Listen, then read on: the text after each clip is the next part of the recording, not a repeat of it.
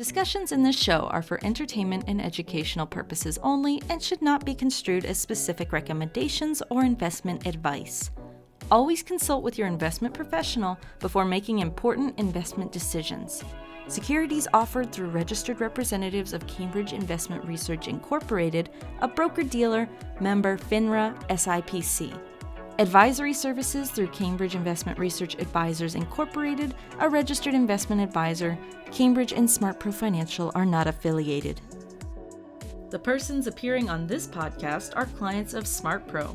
Any discussion is based upon individual client experiences and may not be representative of the experience of others and should not be considered a guarantee or indication of future success.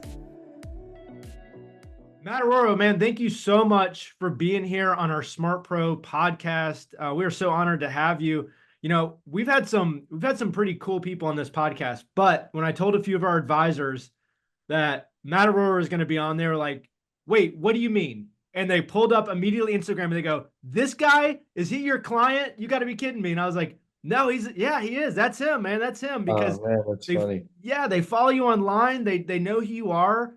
You know, you're a social media, really a social media star, but also way more than that. And we want to get into it, but could you first introduce yourself to our audience? Who is Matt Arroyo?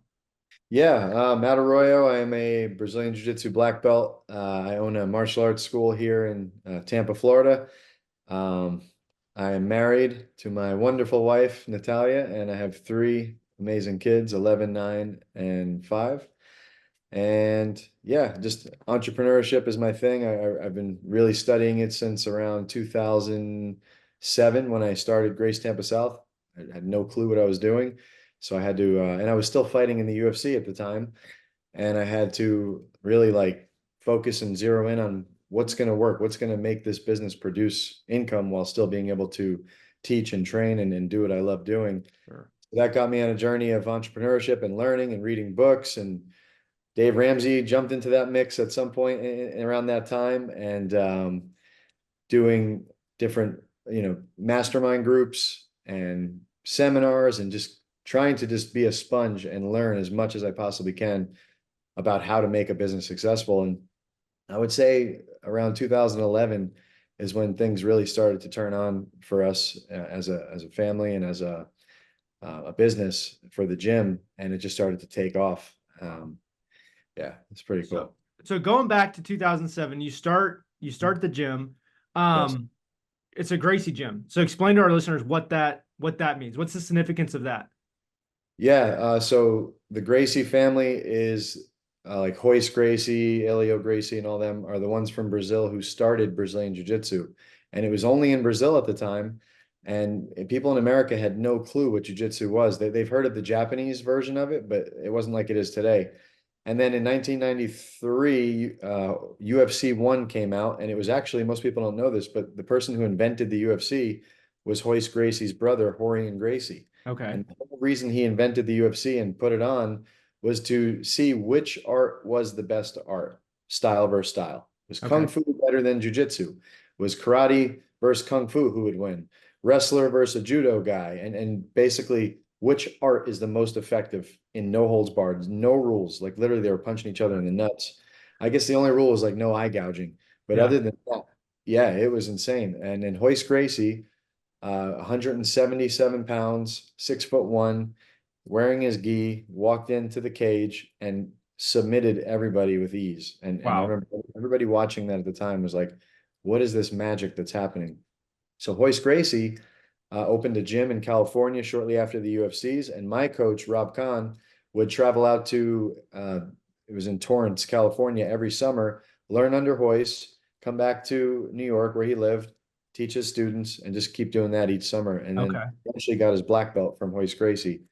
And then after he got his black belt from Royce Gracie, he moved to Tampa, Florida, which I had only been training for about a year when Rob Kahn. And I found out he was coming. I reached out, and I was one of his first students here in Tampa in 2004. So we are literally, I say Gracie Tampa South. We are under the Gracies. We are black belts under the source of jiu-jitsu, which is Royce Gracie. Wow. And then 2007, you had a couple of big things that happened, right? So tell us about that. Yeah, 2007 was a pretty big year. Like I was doing life insurance right after I went to University at Tampa. So I guess we could Okay. start. Studied business management, not using literally anything I learned in daily life. As one does after college. Yeah, looking back, in my opinion, it was a big waste of money. It had 90,000 in debt. Dave Ramsey would not be happy about that. No. So anyway, after that, I got a job selling life insurance because I wanted to learn sales. I read Rich Dad Poor Dad when I was 21, Yeah. and he said, learn sales and marketing. So I was like, okay, what better than to knock on doors and try to sell people life insurance in 95-degree summer Florida heat in a suit? Yeah. That was really smart. So I did that for about a year and a half. They actually put me into a manager. I was only 22, 23 years old. They put me to manager and I started managing people. And then I realized, and these are like kids, like they don't do what they say they're going to do. They're all over the place. So at that time, I was doing jujitsu, but I also took my first professional mixed martial arts fight. And it was in 2006. And I won the fight in 56 seconds by rear naked choke. And I fell in love with it. I'm like, this is pretty cool. You fell in love with that feeling of winning and having everybody praise you. Sure. And then the second fight I had was against a guy named Matt Brown. And if you research him, he ended up making it to like the top 5 in the world at our weight class. And I lost really bad. It was a good fight, but I lost pretty badly. And that was the worst feeling in the world. And then in my head, I was like, I don't want to do this anymore. This is terrible. Like, I don't care how good the win felt. This sucks. Yeah. And then I had a buddy named Monsa Lobster who got on a reality show called The Ultimate Fighter. And this is a show I watched the first 4 seasons. I really liked that show. It was basically like you go in, 16 guys, you live in this mansion. And at the end of every episode, one guy from one team fights the guy from the other team. And whoever wins stays in the show. Whoever loses goes home. Oh my And I thought gosh. that was so cool. And my buddy got on the show. We went to the tryouts together. I didn't make it. He made it. He got on. And he's a marketer in itself. He made connections with everybody on the Ultimate Fighter show. And when he got back, he's like, Matt, if you get a winning record, because at the time I was 1-1. Yeah. He's like, if you get a winning record before September, or it would be June, I'll get you on that show. I'll be your manager. He's like, you give me 10%. I'm like, okay, well, if you can get me on, you can have whatever you want, because that would be amazing. So I ended up taking another fight, even though I didn't think I was going to. I was like, you know what? I got to at least go for this. So I went and took a fight, another rough fight, but I ended up pulling it out and I won the fight and I was 2-1. He's like, that's all we needed. Now let's go to this tryout. We went to the tryout. He told me literally, I was so shy at that time. I think I was 24. And he's like, just say exactly what I tell you to say when you get into the interview. I had like, he wrote it all down for me. Like, this is what they want to hear. They want you to make them laugh. When you're doing the training portion, I want you to scream. I want you to yell. I'm like, oh man, this is going to be rough. So he ended up giving me a few alcoholic beverages to take the edge off. I went in, I did everything he said to do, and they accepted me on the show. And I was one of 16 guys out of 1,000 people trying out. I get on, and yeah, I made it on the Ultimate Fighter reality show. So that was in 2007. So okay. big things happening in 2007. So 2007, we filmed June and July of 2007. It airs September, October, November, December. So it was once a week. Also in 2007, I met my future wife, who would be my wife, and that's in that month of November. And also in that month of November, I opened up Gracie Tampa South. So basically a couple months after filming, I knew, this could get big and people would know who I am around Tampa, and this would be the great time to do it. And so we opened up Gracie Tampa South. I met my future wife, and I was on a reality show, filmed it, and aired all in 2007. And how old were you then? 2007, so I was 24, about to be 25. 24. Okay. So then let me ask this question just directly.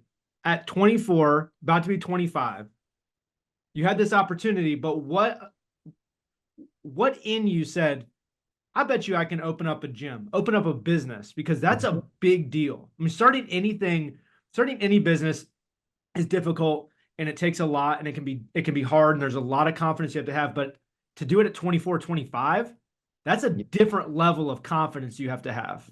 Yeah, no, 100%. You're right.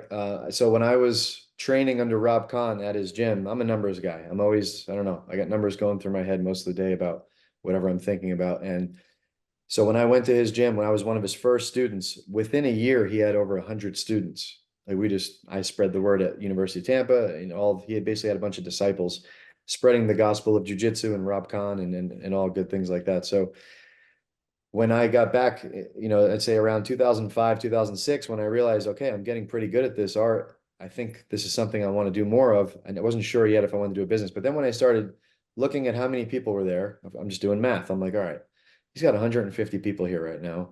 We're all paying about 150 bucks a month. I just did the math and I'm thinking, okay, that's, over 10, 15 grand a month.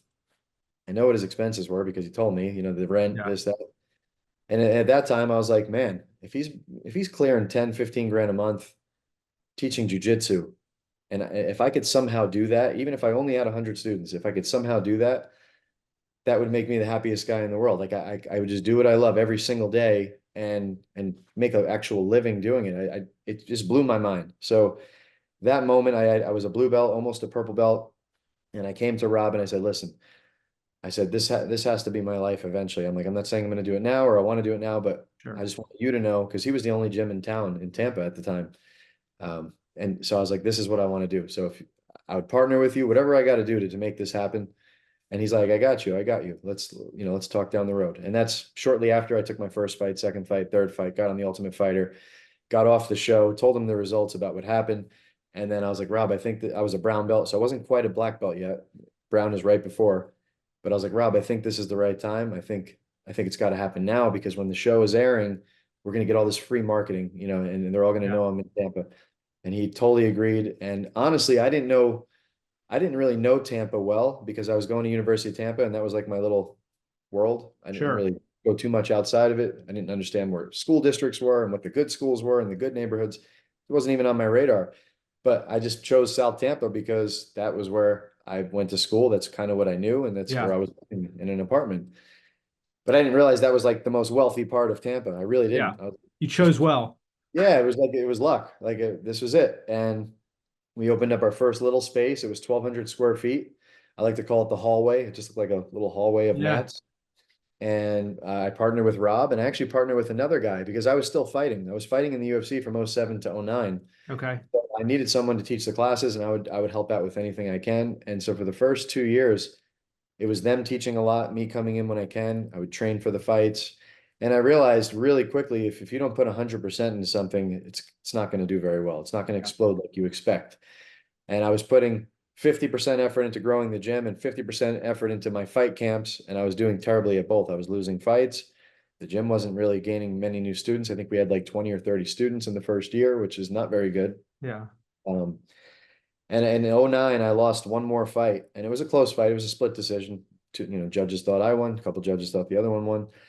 And at that point, that was that fork in the road. It's like, do I want to continue fighting? Do I really love it that much? I mean, in 3 years of fighting, I broke my nose. I popped both ankles, popped both knees, got a little cut here, like got hit in the head a good amount. And I'm thinking like, I want to have a family. I want to have grandkids and great grandkids, hopefully someday. And I want to play with them and I want to do jiu-jitsu with them. And I don't want to be, not functioning well in my brain. So it was a pretty easy decision because it was like, okay, if I'm going to do this, I'm going to have to give them the gym, go down to Miami, go to American Top Team where all the UFC fighters train with them, and just do that and go full force, 100% of my effort. Or what my goal was in the beginning was to open up a jiu-jitsu gym, an MMA gym, teach, make a living doing jiu-jitsu, train every day, teach people, help them get to that level, and just, raise my family there. I always wanted kids to be in jiu-jitsu too, my kids. So it was a pretty quick decision. I was like, that was easy. I'm done with the fighting. So my last fight literally was January 6th, 2009, UFC 94. So we're at UFC 306 next week. Yeah. So that was the end of that. And I just, in my head, I'm like, all right, I'm going full force into this gym now. I have to learn how to market. I have to learn how to sell. I have to learn business systems. And that's when really 09 to 10 was when I went on that journey of, I got to join these groups. I got to join whatever in my industry can teach me how to grow this. I'm all in now. And I knew there was no plan B. There was no boats. I burned the boats and just kind of learned. Yeah. But yeah, so in the first 2 years, it was very rough. And then in the third and fourth year, we really started to learn. Yeah. So our connective tissue here, how we are able to really meet was around Dave Ramsey, right? It was reaching out saying, hey, I'm ready to, business is taking this spot and I need some advice on what to do to make sure that I can retire successfully and what that looks like. And so we started talking, and that was probably what, 2018, 2019. And, I think out of that, and that journey you had, what led you up to learning about Ramsey and then go this step further and said, okay, I align with these ideas and I need to take this to the next level. What does that Ramsey story look like? For sure. Yeah. So yeah, around 2011, we started to have some success for the first time ever. Before that, I was living off my UFC money and living off savings and private lessons was really how I was living. We got married in that time, so I had to spend a bunch of money on a wedding and all this stuff. So from there, once money started actually coming in, I was like, okay, what do I do with it? I always try to save, but I know savings from rich dad, poor dad, it's just putting it in a bank account. It's not going to do it. Yeah. So that's when my wife and I started researching different things, and we found Dave Ramsey, and we actually read the Total Money Makeover years before we actually implemented all the steps. Sure. Because a couple things happen along the way. You always get that crazy story of how everything went down. I also have that story. But so we read it and we were totally aligned, and we went through Financial Peace University in church. Yeah. And between both of those, we're like, man, this is great. This is what we needed, a plan. All right, step one, get out of debt. So we started on that, and something happened. I think the gym, we were gonna like get a new location because we had so many students in the 3,000 square foot spot, and we needed a bigger location. So we told them we wanted to stop the lease. We wanted, at the end of it, which would have been in 6 months, and we want to find a new space. And we could not find a new space. It was terrible. It was scary. We had 300 something students, and they're all with no place to go in 3 more months. So we kept looking and looking. 1 month. So then I called the landlord and I said, listen, is there any way you could rent this to us month to month? And she's like, nope. Paul Mitchell's experience is coming in at the end of the month. You got to be out. I'm like, oh, wow. Man. So literally across the street, there was a place called, it was some CrossFit gym. And I knew it was a huge space. So I just walked in and I saw some open space. And I'm like, I went to the owner. I'm like, listen, would you temporarily rent us some mat space? Just like a couple hundred, 2,000 square feet. I'll give you X amount what I was paying over here. And he was just lit up. He's like, yeah, we're not doing so well, so this would be great.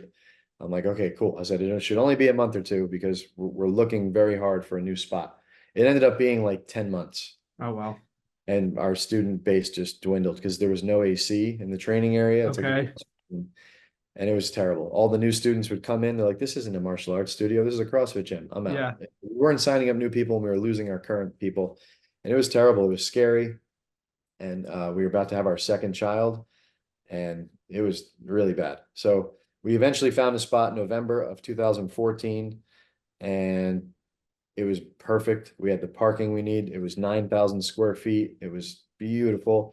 The landlord was willing to do the entire build out exactly how we wanted it and just put it into the lease. Well, the stars aligned. God led us there, and so we signed the lease. I used the rest of the savings we had to mat it up, put in the new stuff, cage, this, that, furniture. And it was back to square one. We had to rebuild. Yeah. So 2015, 2016 was pretty rough. And then around the end of 16, early 17, it was better than ever. And that's when we went back to we did another semester of Financial Peace University, and we reread the books. We went through the course together as a couple. We were both on the exact same page. The money was coming in now, and we had lots of debt to kill. She had student loans from Rutgers, around me, between $70,000, $80,000. I had about $70,000, $80,000. We had car loans. It was just like you read on the stories of, on the show, Dave Ramsey show. Sure. But we're like, hey, we're doing well now. So let's just focus on this. Just like he says, the gazelle intensity. That's right. We were both on the same page, both aligned, and within like a year and a half, we destroyed all of it. That's amazing. So 17, 18, and that's around the time we met you, because we're all right, now that this debt's gone, we need to go on to baby step. And we had the savings, step 3, which is the fully funded, right? Or is that step 2? Yeah. So where we got the fully funded emergency account, we got all the debt gone. Now what? So that's when we met you, and we sat down, we did a whole an entire plan, not just, okay, put the money here, but let's Yeah. look at your kids' college. Let's look at this. And that's what made me, okay, this is the guy. He Yeah. knows all the stuff that we need. And that's when we started with that. And yeah, ever since 17 to now, things have just been getting better and better. Sure. And that I could tell when I spoke to you for the first time how on fire you were for this. Like you were on a mission to get not only get the debt knocked out, but now start building wealth for you guys, right? Make that go the opposite direction. You know, when you're in those first 3 baby steps, it's like defensive mode, right? I'm saving $1,000. All right, now I'm doing my debt snowball. Now I got my emergency fund. Like it's all defensive measures. And then all of a sudden it switches to offense. Okay, now I'm going to start saving money and invest money and put 15% away and kids' college and start paying down the house. And so you start going into offensive mode. And I still remember I was going down to visit a client in Northport, Florida, in Sarasota County. And I think you had reached out and called, and I was in the car. I just had windshield time. I was driving, and I picked up and we talked, and you were like on fire. So it's question after question after question and hammer me. It was like relentless. And I was like, all right, okay. And I was good with it. We were having a good conversation. But I remember sitting in front of this person's house who was a client going down to do a review, and they were like, they walked outside of their house because it was like 20 minutes of me talking to you, trying to be like, all right, man, let me call you back. All right, I'll reach back. Hey, one more question, but one more thing. You said this earlier. I'm like, literally, these people are at my door looking at me like, I gotta go. But you were just feeling it. You were on fire but I mean, who wouldn't be after getting all the student loan debt knocked out, getting the business in the right way? Like, who wouldn't be ready to rock and roll? And you guys have done fantastic since then. I want to go back to something that you mentioned a moment ago. You went through this process of trying to find the right location for your business. There's a lot of business owners and a lot of people out there. If you're not a business owner, we went through this at Smart Pro. We went through a huge growth where it was like, okay, we're in a small 1,000-foot. Our first time we met, you came to our office as a 2,000 square foot office. Now we're in a 9,000 square foot office, but finding the space and taking that leap of faith and growth is incredibly difficult. It is. And, it sounds like that was difficult for you guys too, not only find the space, but also watch the business really suffer because you didn't have the proper environment for your business to grow space-wise. And then you're in a unique area that can be difficult to find space because you are in South Tampa. It's got water around it. Like there's not much place to go outside of South Tampa if that's where you're at. Like there's just not a ton of real estate. But then I'm kind of wondering, was that the hardest point in your business? Was it 2020 that was the hardest point in your business when you own a gym and you have, COVID stuff? Or is it the growth since then? What has been something that you go, man, I can breathe because we got out of that moment? Yeah, our 2 big ones were, like I was telling you, about finding a location. And yeah, for us, unlike a lot of, maybe like an office like yours, we need the parking. We need lots of parking. We need 40, 50, 60 spaces. And that's really hard in South Tampa or really anywhere, unless you're in a shopping center where there's parking. But then if you're in a shopping center, you're paying crazy amounts of rent. Yeah. So I was thinking, do we buy? Do we just keep looking or whatever? And really, there was nothing available at the price range that we were able to afford at the moment. And if it was, it would be just a small, same size that we were in. So when you were just talking, I was just thinking, like, I don't know how people who are not people of faith, Christian, whatever, or whatever religion, how do they like, I would have a heart attack being a business owner. Like, if you don't just say, okay, God's got this, he's gonna help me, he's gonna find, like, being able to put your fear and your worry and your trust and get guidance. If I didn't have that, who knows what the heck would happen. But yeah, you get this peace and you're like, I know it's going to be okay. I just know. And you just have that faith and that peace. And there it was. It just revealed itself, this perfect location with this amazing landlord who's been so good to us. And there it was, right in our lap. But I had to go through that hardship first. And then, yeah, so once we found the spot, we went all in. We've been in there 10 years now. November will be 10 years in that one location. And I keep asking him because everything around that is getting sold and knocked down, and high rises all around. I'm like, dude, you promised me you're not going to sell this thing, right? Because that would be our big, barrier to success. Sure. If he decides to sell and we're out like we were. So I'm always looking, always have my eye on the market if anything's for sale, so we can just secure that in and all that. But he tells me the same thing every time. We have no plans to sell. We have no plans to sell. and he's getting older. So I get a little worried, but for right now we're good. But yeah, the second big scare was COVID, because nobody knew what the heck was going to happen with anything. The two things I had that were very, I guess, positive in that was, number one, everybody's in the same situation. So if I go down, everybody's going, we're all going down. So it wasn't just a specific thing to my business. So that kind of made me feel a little better. And the second thing we had going for us is we live in Florida, where Ron DeSantis was just an absolute savage during this time. And he's oh, we're getting back to business. Let's go. This isn't what people thought. And we're going to be fine here in Florida. And I was like, so we literally were only out 2 weeks. Like we closed down for 2 weeks, and then we started reopening and doing just ridiculous. I mean, what's the worst business in the world during COVID? It's jiu-jitsu. We're sweating literally all over each other. It's not even like boxing where you're at least a few feet away and then you come in for the punch. You are on top of each other. Yeah. My driplets will sweat right into you, and vice versa. And so I was a little worried about that. But DeSantis like, nope, we're starting back up. And then for gyms, we had all these guidelines, phase 1, phase 2. And to be honest, I was like, after a week of that, I was like, this is ridiculous. Let's just get in. Whoever wants to come back, come back. Whoever wants to watch online could watch online. And we're coming back. And then slowly it started trickling and trickling and trickling.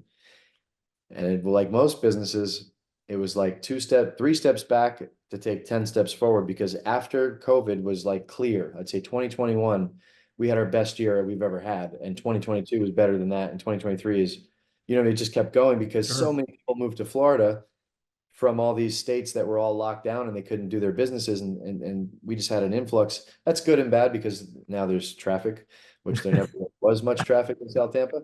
But our business just flourished after that. And, I don't think something like that, I hate to say will trick us again, but will happen again, where we're going to do all the measurements that we did last. But it was scary, because it was a great time too, because we were home with the family for the first time with zero. Like we had so much on our calendar every month for different birthday parties and trips and Disney cruises and all this stuff. And we're like, man, we got to slow down eventually. And it just never happens. And then we had to, and we were home alone together.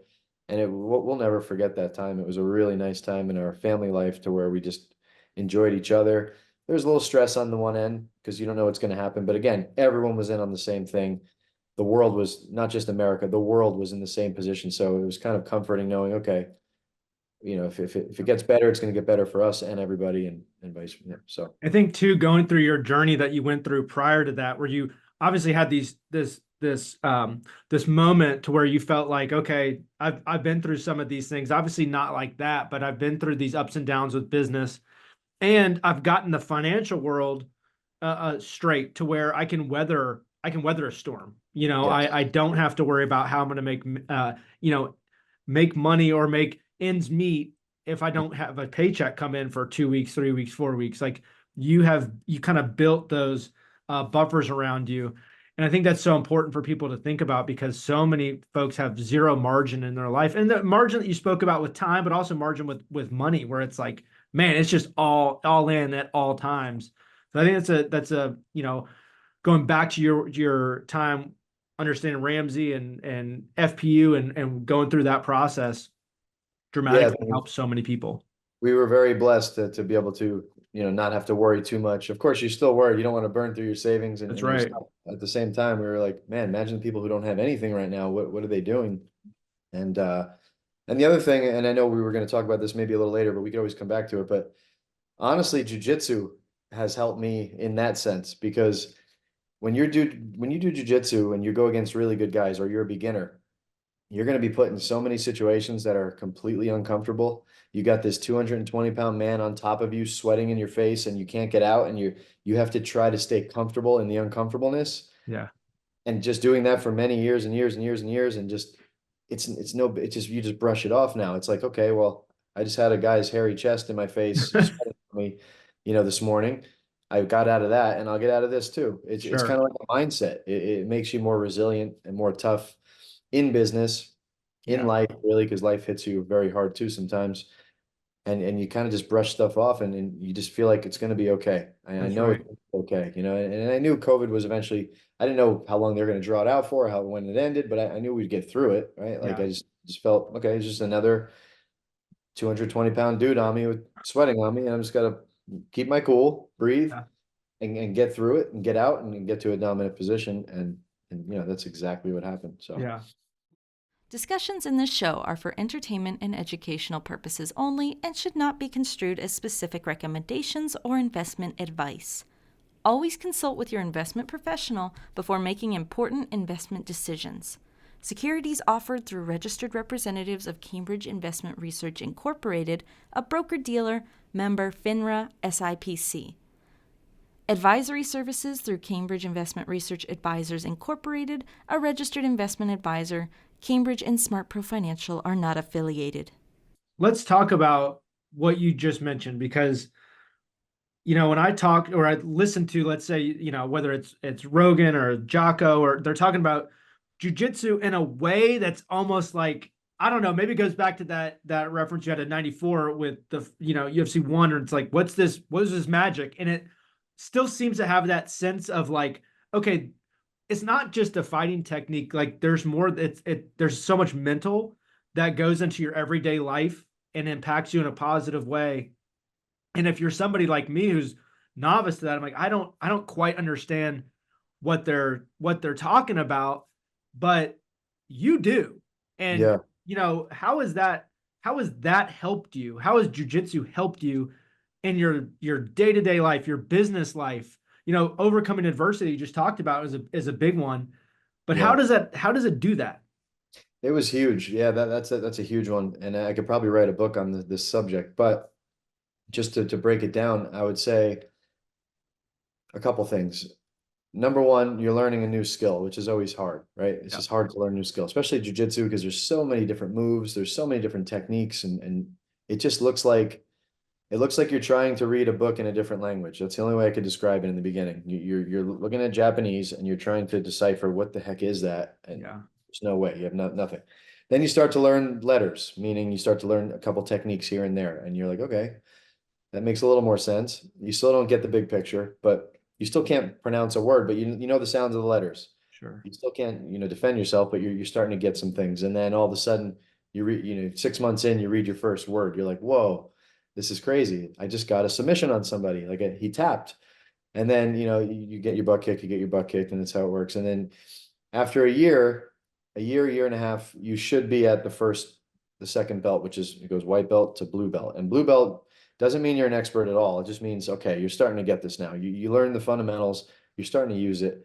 And I would say jiu-jitsu is for everyone. I don't care how, like I just did a video yesterday that came out yesterday with my father, who's 65.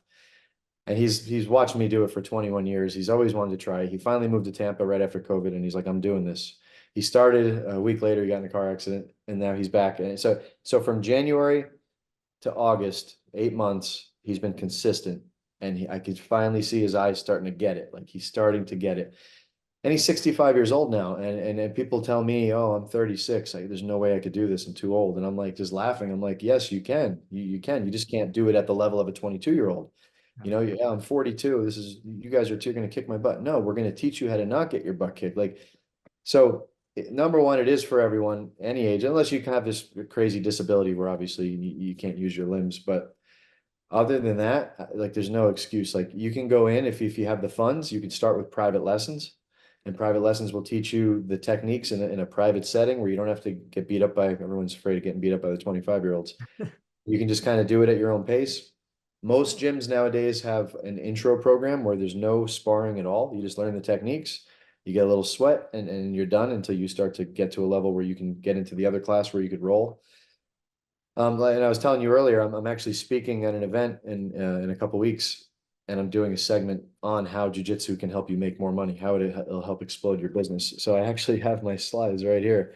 So the 5 things that I put was number 1, you can't lie in jujitsu, right? So like in business, if you lie, if you under deliver and things like that, you're not going to be in business very long. Sure. So meaning you can't lie in jiu-jitsu is, I could tell you how good I am at jiu-jitsu, but then eventually we got to get on the mat and train. And if what I said isn't accurate, the other person's going to know in 2 seconds. So it helps you with your integrity, right? Like, okay, maybe I'm not that. It helps you with your humility. Oh my gosh, like there's a bodybuilding gym right next door to ours. And I look at these guys and they're massive. Like the guy comes out with a neck like this and traps, like they look like they're on the covers of magazines. It's specifically for bodybuilders. Okay. Pretty cool. It's called MI40. And they're next door to us. Guess how many guys from that gym, and we're right next door, have ever come in to join? Oh man.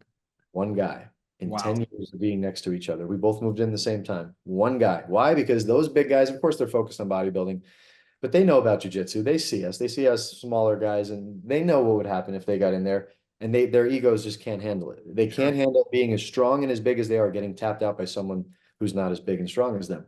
So it'll help with your humility. And you have to be humble in business, because if you're not humble in business and you think you know everything, pride comes before the fall. You're going down. You have to always be a student, always be learning.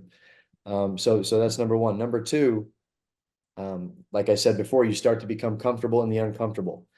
Just like in business, there's so many things in a day where you're like, oh man, like just today, one of our guys just called out because he has something with his stomach. He wanted to go to the emergency room.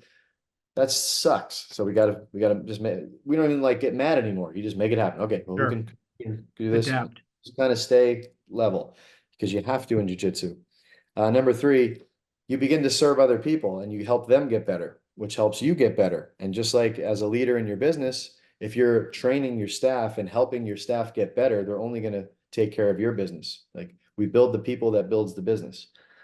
And once you get good at jiu-jitsu, or at least a step ahead of other people, you start naturally just wanting to help them. After you train with them, they'll say, what did I do wrong? Well, here's what you could improve on. Here's what you did right. And you start serving people and helping people. And that reciprocity comes back, because by me breaking it down and teaching them what they're doing right and wrong, I now am getting better at jiu-jitsu because I understand what I'm doing better. And it's the same in business, training your staff, like breaking down your system so that you both understand it really well. Number four, your body transform, and I put you become harder to kill, right? Your body transform. After a year of jiu-jitsu, you should be shredded, because we burn like 1,500 to 2,000 calories per class when you're in the advanced class, when you're rolling, because we do 6-minute rounds and we usually do 4 to 5 of them with 1 minute rest in between. Okay. It's just like you're wrestling, like your body's using stabilizer muscles that they've never used before. And your body just becomes harder and tighter and more lean. And that's going to give you confidence, right? Like, man, I feel better about myself. And if you're more confident, if you're a more confident person, then when you go out into the world, you're more confident in every area, because, okay, if I just did that, I'm going to ask and see if I can do a partnership with this business and then try to get these guys on board. And I'm not going to be afraid to do those sales calls anymore. It's going to be nothing, because I'm just you become more confident. The rest of your life changes. You're a better husband. You're a better father. You're just a better leader. And finally, you plug into a network of just amazing people, right? Like our gym has over 500 students. Like, so if I train with these people day in and day out, you don't even know what these guys do for a living. We're all wearing a gi. Like one guy is a lawyer. One guy's a surgeon. We have 3 surgeons. We have 10 lawyers at our gym, 3 surgeons. We have guys who are entrepreneurs who could snap their fingers and bring you into their position. You're making 100 grand tomorrow.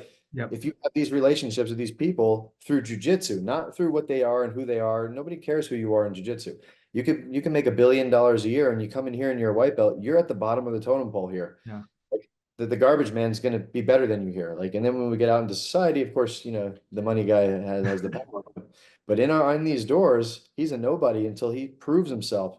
And it's a confidence that you cannot buy. Like clothes and nice car will kind of buy you some confidence. This, you have to actually put the work in and try, just like business. Like you can't buy a successful business. I guess you could buy a franchise, but if you're going to start one from scratch, you got to put the work in. And, just having that network of people who know, like, and trust you, who you like them, and you really feel like family. Some of my best friends I've met at jiu-jitsu, and, he just told me a story the other day. One of my guys who's an entrepreneur, he said, one of our students asked him about coding, which he's never done before.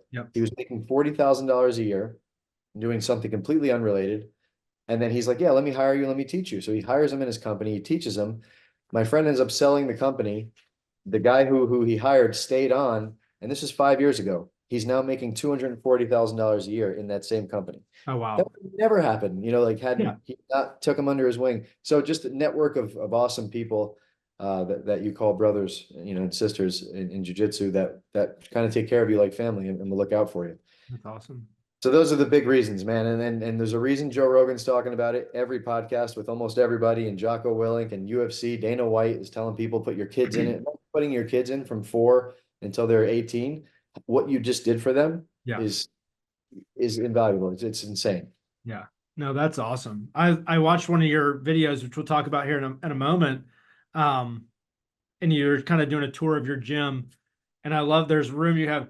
This is the warrior room, and here's the octagon. Oh, and this is for the kids. It's like, it's like, all right, cool. I love, because it kind of shows you like this difference of two things, like, the hardcore fighting side, and then, hey, this also for anyone. Like, Sure. all are welcomed here, and getting started as a kid. And there's so much that goes into that. There's actually a lot of interesting data that comes out about that with kids, just with confidence and growing up and their body, learning their body. So it's interesting that that's coming out, because relatively speaking, like, not a lot of people have known about this, like, know about it now, because it's for the last 2 decades it's been everywhere. But prior to that, like you said, it's not something a lot of people knew about.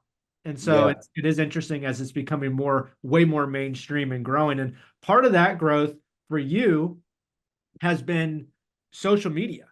You have become someone that people know about outside of the gym, right? That tribe of 500 you talked about that are in your gym have known about you, but now there's like 600,000 plus people that are, watching and consuming your videos that you put out, every day online. So that's new for you in the sense of this journey that you've been on. What made that happen? Yeah. So, the UFC days, I was on The Ultimate Fighter. I fought in the UFC for 2 years. There was a little bit of recognition there. People watched. There was about 2 million people a week watching the show, is what they said. And then, of course, a couple million people watch each UFC.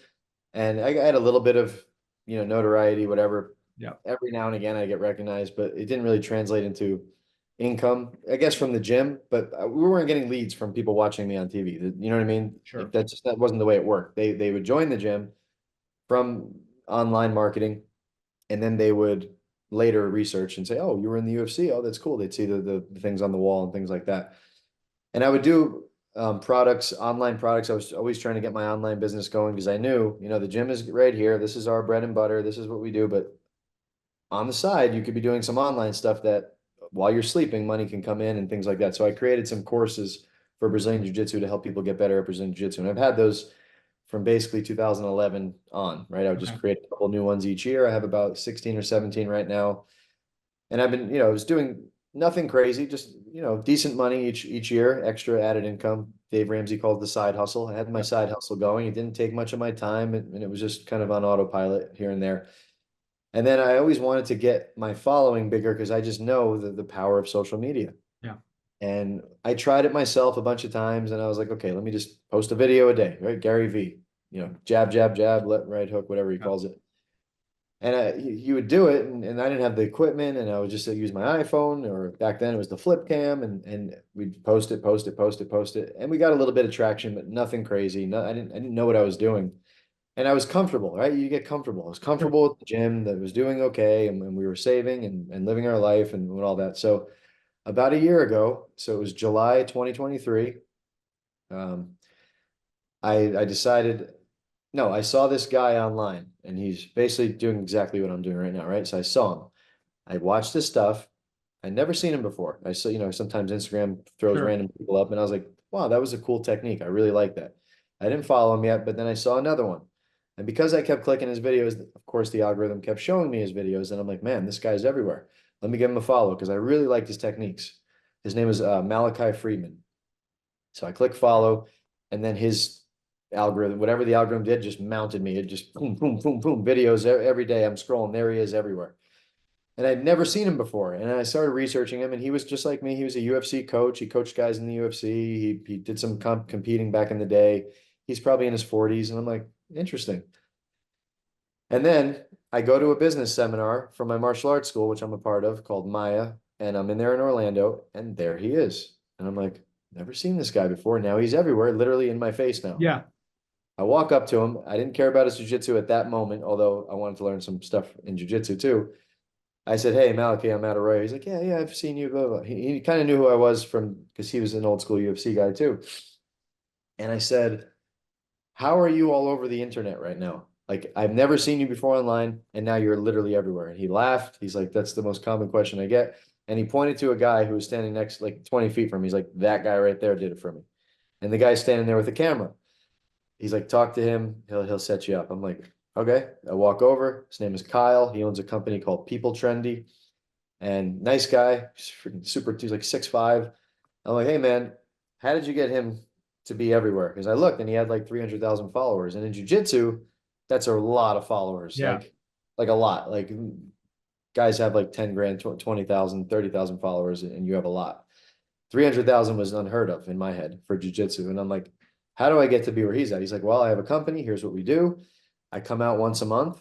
We film 30 to 40, as many as we can in the time that you have. He's like, I'll film all day. I was like, well, my gym's kind of like it.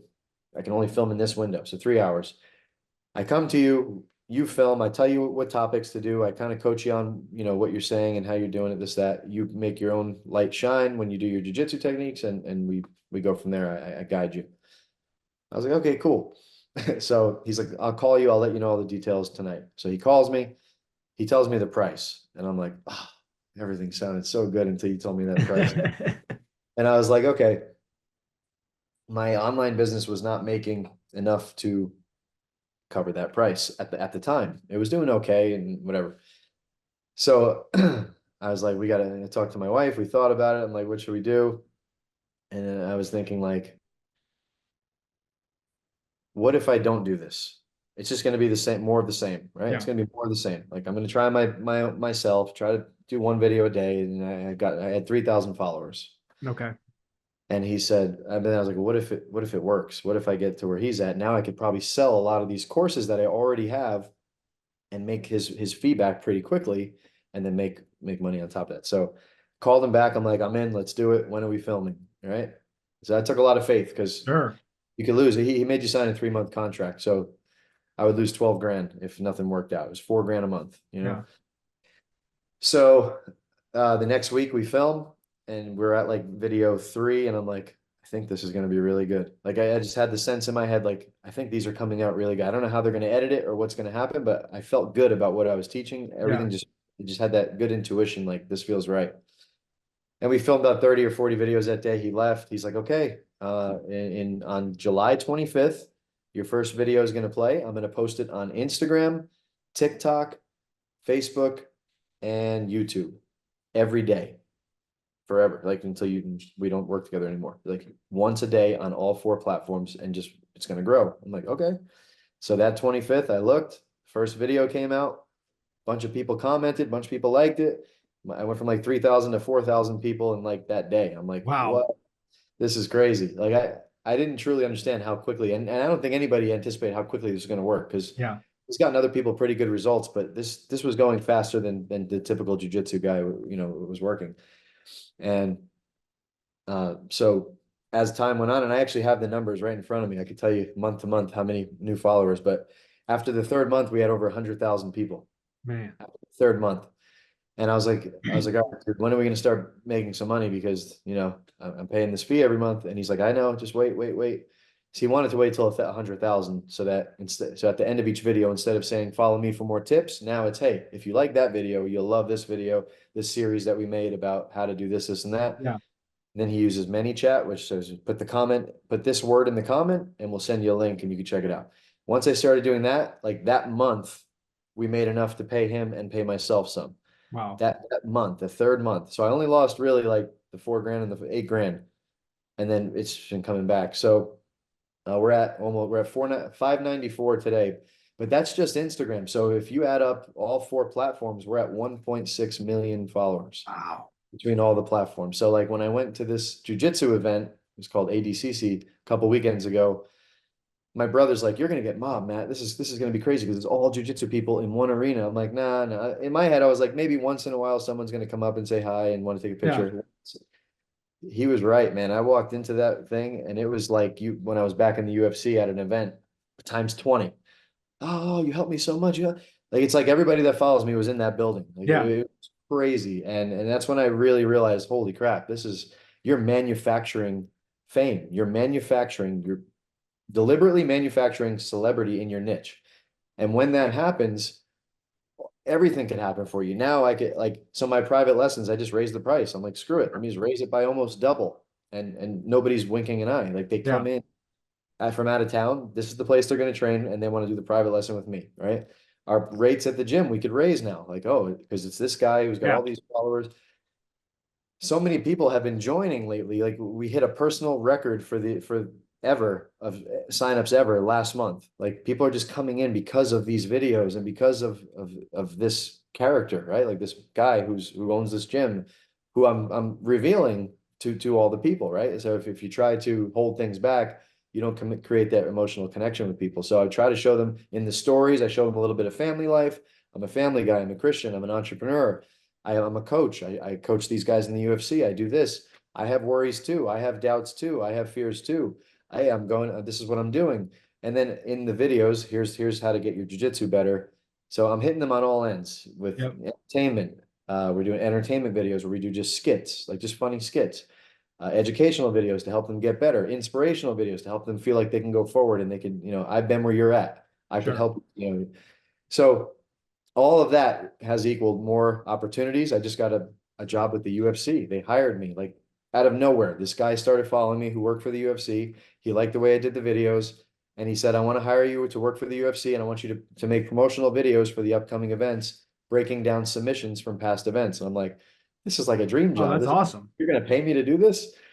So I got that going. You'll see those come out this month. This is my first month starting with that. I got asked to speak at this huge event, 600 people with Bedros Keuilian, who's a guy that I followed for over 10 years, just learning from him for 10 years. And he found me on YouTube. And it's funny, people find you on different platforms. You think it's all Instagram, but it's YouTube. A lot of people have found me on YouTube, TikTok. All the younger people are like, oh, you're the TikTok jiu-jitsu guy. Okay, I guess I am. So many opportunities, sponsorship deals, selling way more courses, more people joining the gym. All of this would have never happened had I said, that's probably too much money. I'm going to just try to do it on my own.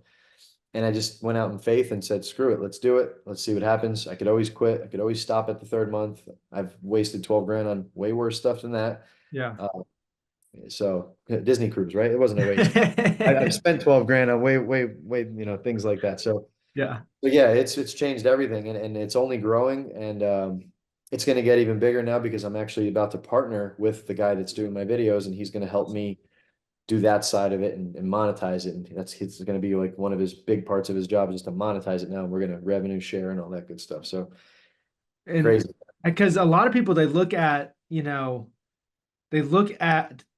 YouTube or social media and any of the channels and they go, I don't know how I'm going to ever see like a return on the investment. I don't really understand how it's going to work.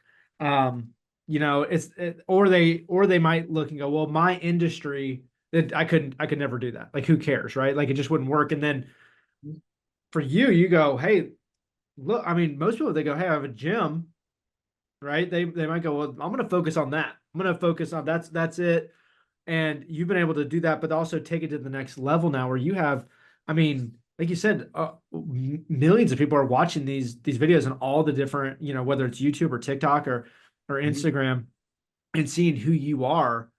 I think that's amazing because what an impact now you have, and it's like you said, it goes beyond just, hey, here's what maybe you clicked on originally. Here's the moves or here's the breakdown. Now it's going on further of things that can be impactful for people's lives and what you can then bring to the table to bring hope and inspiration for people beyond just that tribe in South Tampa. I think that's pretty amazing. And it's like, so notice I hired the company to build my Matt Arroyo personal brand page, not the gyms, right? Because the gyms, what if I sell it? I just put all that money and time to build it. I take me wherever I go, right? So if I do another business now, I have that. I have all those people who like, know, and trust me. If I try to get into this or that or anything else I want to do in my life, maybe one day I get hurt, God forbid, or I just stop loving jiu-jitsu and I'm like, okay, let me do that. And then now I have all these people who like, know, and trust me. I could kind of parlay into something different. I always take me with me. So you want to build your own personal brand as your name, Matt Arroyo, right? Or whoever.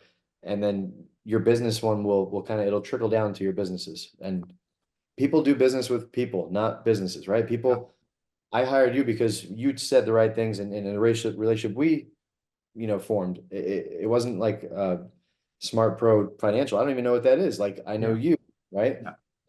So if everybody knows you because you're on this platform that everybody knows, they're going to be like, man, I really like this guy. I feel like I trust him. If he ever had a course or an event or this, I'm going because I think he'll give me my money's worth, and I don't think he would screw me. Sure. If they could think that, what can't you sell? What can't you do? Yeah. So through your videos, it's like I call it the Joe Rogan effect. Everybody thinks that they know Joe Rogan. Everybody would want to be friends with him because we feel like we already know him. Yeah. Doesn't know any of us, and we would never be friends unless he got to know us too, right? So, but you might be. You might be one day. I'm trying. No, but yeah, it's like we all feel like we know, like, and trust him. Like what he says, he's not going to lead us in the wrong way, And it's a lot with the other podcast guys, like Andrew Huberman. I trust the guy with my health. Like if he tells me that sunscreen is bad, I'm probably not going to wear it anymore. Yeah, because I know he did the research. Like I feel that. Yeah, if they could think all of those things about you in your field, the sky is the limit. How did you get over what I think holds a lot of people back, which is, I don't know if it's a confidence thing, I don't know if it's a worry, but how did you get over putting yourself out there online for people to consume and comment on? Because not all those comments are going to be, you probably dealt with some people online, you're like, oh man, and as human nature, you have 10 people that say something that you're amazing. You have one person that says, hey, you're not, and you focus on the one. Yeah, I've had a lot of practice. I've had practice from the UFC days, because when you're on that Ultimate Fighter show, people, oh my gosh, they talk so much trash. Because they don't just see you fighting, they see your personality, they see what you're doing, they see your back. And so yeah, I had a little bit of practice. So I kind of remembered back 15 years ago when that was all going on. But yeah, to be honest, it does take some confidence, it does take some courage. I actually I have an entire section on this in my presentation, which is right here. I won't read the whole thing, but basically, the way I think, and everybody's different, but the way I think of it is okay, what are they going to say that could truly hurt me, right? Like, so I'll be completely transparent. So here's some of the things people are saying. They make fun of my nose because it's broken, right? Okay.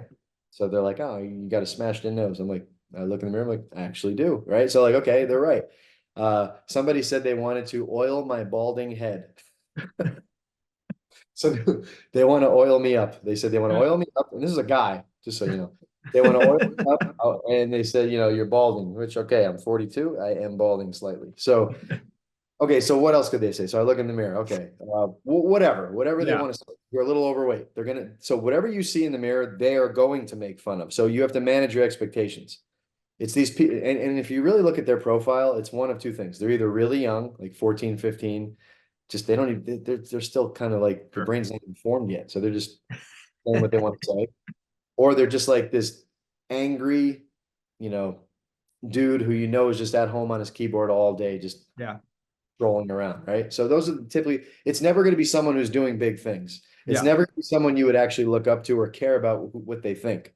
Those people don't do that. You would never do that to someone. That's right. See someone putting themselves out there and you praise them, like, man, that takes some courage. Great job. So number one, I think, okay, let me look. Okay, if I can handle that. Okay, so if you're a girl, right? Girls have way more stuff that they're worried about. Oh, my makeup, my nose, my eyes, my hair, my outfit.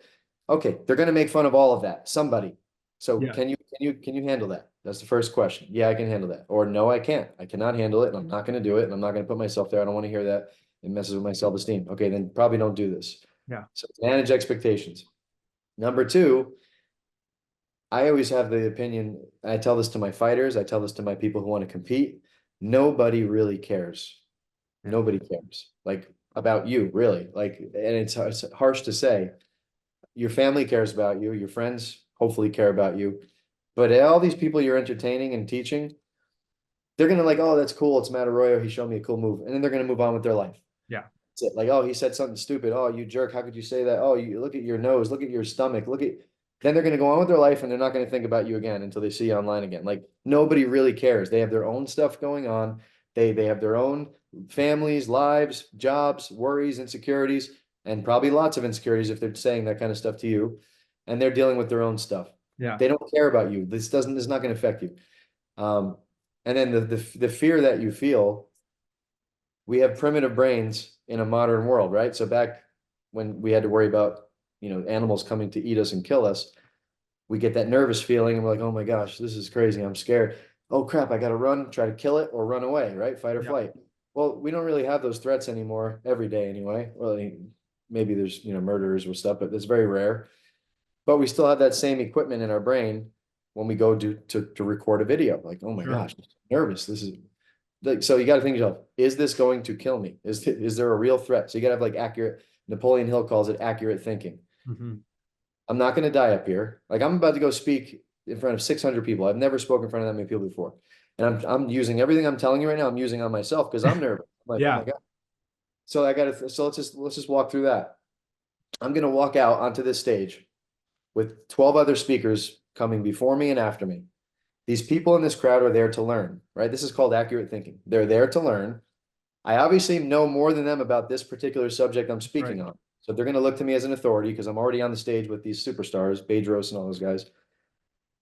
I'm going to go on for 40 minutes and then I'm going to get off. They're going to remember, they're going to take their notes, and they're probably never going to think about me ever again in my life. But we put so much pressure on our own selves that we're so big and whatever, that, oh my gosh, what if he thinks this? What if I stutter? What if my legs are shaking? What if someone makes a bad comment? What's going to happen? Are you going to die?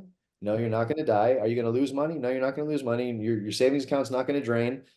All that's going to happen is they're going to say these mean things. And just like when we're kids, what do our parents tell us, right? Sticks and stones can break your bones. Names can hurt you. Laugh your way to the bank. Whatever you have to tell yourself.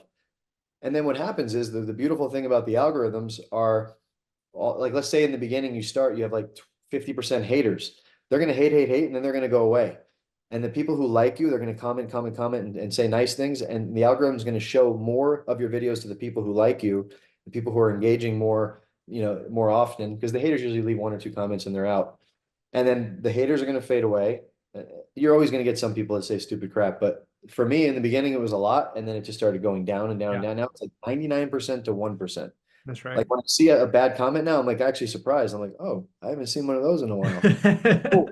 And you could choose, like, I always think, like, would George St. Pierre, who was like the best fighter ever, would he respond to a comment? Absolutely not. Like, would he like fight back? So usually I do not fight back, but in the beginning I did. I don't do it anymore. I'll just either ignore it. You have the power to erase it. If you really don't like it, you can swipe left, press delete, and it's gone forever. So that's kind of how I deal with it. And just repetition, you get better at it, and you start to see what people are really liking, what your audience is commenting on and talking about. Like, wow, we really love when you show stuff like this. You start doing more videos like that, the algorithm starts picking up even more. And again, a lot of that goes away. I want to meet the person that made fun of your stomach. Like, what are you talking about? So we saw each other in the Bahamas of all places, and I had one of those double takes. I was like, so I was watching you, and I was like, that's Matt. That's a client. But when you see somebody in an area, you're like, but what's the odds of us both being here at the same time, right? Super low. Crazy. And I was like, I don't know. I'm gonna go talk to him. He's gonna be like, I have no idea who you are. Like, my name's Travis. Like, I'm from, Minnesota. And I'm like, oh, so I was like, I was worried about it. And then, saw you there and finally was like, all right, that dude's ripped. I don't even want to approach him, man. Like, that dude's he could crush me, right? So I don't know why they're making fun of us, anything with to do with your, like, you're ripped. I'm seeing you in the Bahamas with your shirt off at the beach. I'm like, all right, I don't even want to go talk to him. And I think I know him. So, dude, you look so familiar because we only met in person once. That's right. You look so familiar when you're coming up, but in my head, people were coming up because of the videos. And I'm like, all right, he's coming up to us. That means he saw the videos. And you're like, are you Matt Arroyo? I'm like, yeah. And what I was expecting you to say next was, I watch your videos. You're like, I'm your financial advisor. And then all of a sudden, my flash went to the time we met in person. I'm like, oh yeah, that's who it is. It was kind of crazy. But what are the odds? Like, I know. So insane. I was like, I didn't even want to approach you, but I said, all right. That was meant to be, dude. Anytime something like that happens, approach, man, because that's God's putting us in the same thing. Maybe for this podcast, and now this podcast can help somebody do something huge that makes a butterfly effect. Like, who knows? Yeah. But yeah, It I was, love that. That's so funny. It's funny though. People will say things online that never say to your face. I mean, obviously you know that. People probably don't say they're never gonna say anything to your face, but it's like same guys that are saying that crap want to take a picture with you when they see you. that's It's crazy right. how it works. Yeah. Yep. Well, I would say I know this has been incredibly helpful for so many of our listeners. You're a successful business owner. You've built a business, in an area that's so I mean, you've built this gym business, you've built this online business that you've had. You're a serial entrepreneur. Now you've grown into this social media side that's continually growing your brand, your business, the gym, what you're able to do. And I know it's going to be incredibly impactful and helpful for so many of our listeners. You did this also walking, as a man of faith, as a Christian. You've done this with an amazing family, and also, following that Ramsey plan. I think it's been incredible to see that happen, and congratulations on your success. Our listeners, if they want to follow you, how do they do that? Yeah. Depending on which platform you're on, but it's Matt Arroyo MMA. So it's MATTARROYO and then MMA after it. You can put that after Instagram, Facebook, TikTok, or YouTube, and just shoot a follow. If you have any questions, you can always direct message me, and I'm pretty good at answering, at least on Instagram. I just chose one platform to answer the questions on. Like, if I did all of them, it would be just crazy. So yeah, so Instagram, if you ever have questions or you want to, talk about anything, let me know. And that's it. mattarroyo.com. If you do jiu-jitsu, you can check out my online courses. I have an online academy, and I also help school owners, help them grow their school. So we're having an immersion camp in the last quarter of the year. So anything would be through mattarroyo.com. You could opt in and you'll be on the email list, and then you can get those updates. But I know at least 3 or 4 Smart Pro advisors are going to be sending you DMs on Instagram after this, trying to be friends. So we might have to make a trip bring up it. to the gym. Yes, let's do it. But hey, thank you so much for your time. Thanks for being on here. As your financial advisor, please write that book, okay? Because I know Okay. that'll be successful. It seems like everything you've done has worked out really well. So congratulations on your success, and thank you for taking time to talk to us. Thank you. And I want to thank my family. I want to thank for supporting me. I want to thank Jesus always. So Yeah, awesome. sure. Thank you. Hey, thank you so much for joining us on this episode of Smart Pro Radio. I hope you enjoyed it. And if you did, go to our website, smartprofinancial.com, go to the news and research tab, and you'll find more episodes just like this one. And make sure to tune in on December 2nd, where I'll be hosting David Murphy of Bayside Church. We'll see you then.